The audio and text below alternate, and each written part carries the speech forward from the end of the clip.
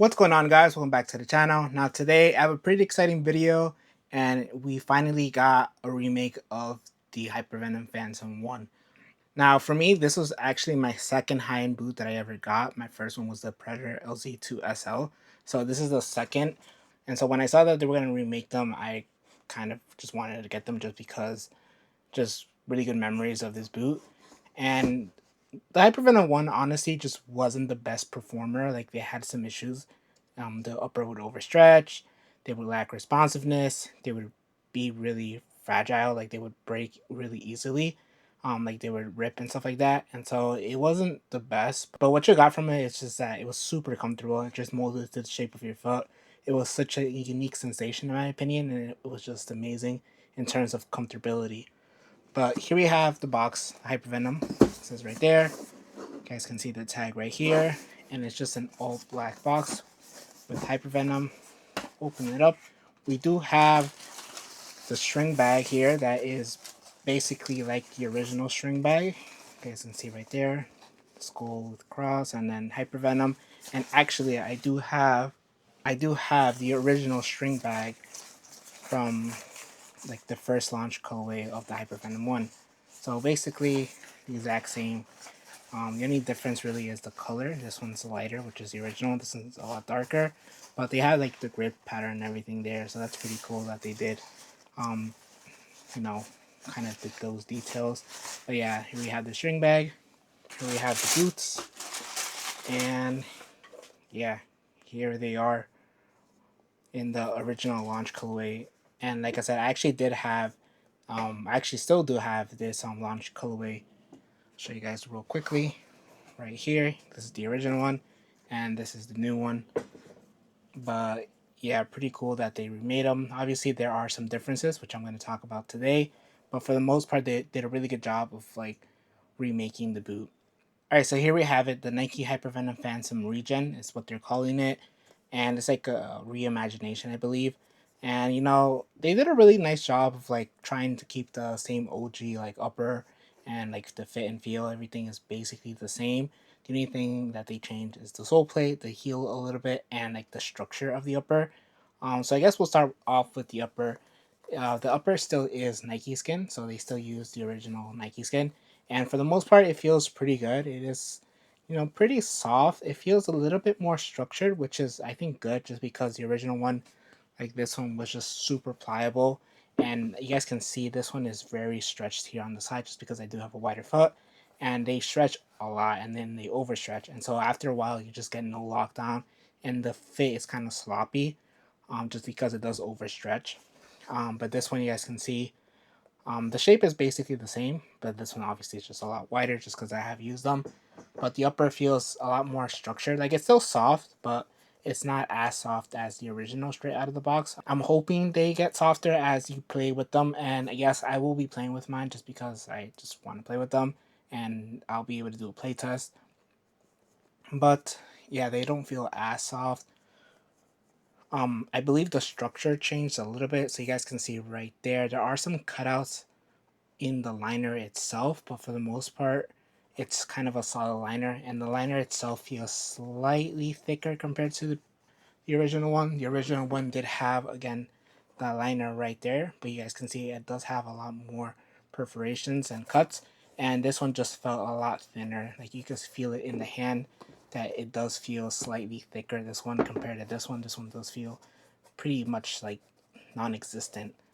But yeah, there is a difference there in the liner. So hopefully you do get a performance benefit from the liner, but I think it takes away from the softness of the upper. So it's a pro and a con, but because the upper is still pretty soft, I think it's just good in the long run, just because it's going to make the upper a little bit more durable, and it's just going to be a little bit more responsive. So something else that was pretty kind of a highlight was like in the Nike Skin upper, and how waxy it was, and how like much grip it provided back in the day.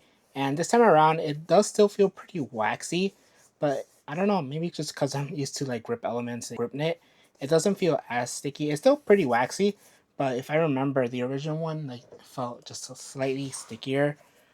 This one honestly doesn't feel as sticky anymore, just because it is an older brew, and I'm guessing it wears off over time, but it did feel like a bit waxier than this. but I feel like it's still going to provide some grip to the ball. Obviously, I will let you guys know in the playtest how it feels. Moving on to the tongue, it's still the same, still features ACC, and the tongue, basically the same. I kind of wish they kind of changed the tongue just because the tongue was super annoying in the original pair, just slid side to side, and it was just really annoying. The heel, they also changed, which I think is a plus.